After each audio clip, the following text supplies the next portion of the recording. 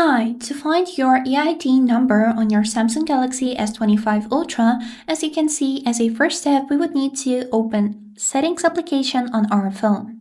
After you have opened it, we would need to here scroll down until you'll find this tab which is named About Phone. It's located at the bottom of the settings list, so just go to the end and find this About Phone tab.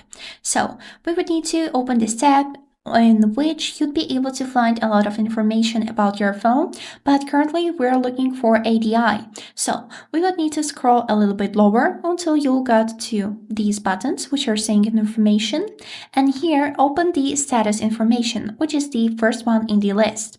Here, as a third setting, you'd be able to find your EID number, and if for some purposes you would like to copy it, you would need to just hold your finger on it until you'll get this notification which is saying copy to clipboard. And that's all. I hope this video was helpful and have a great day.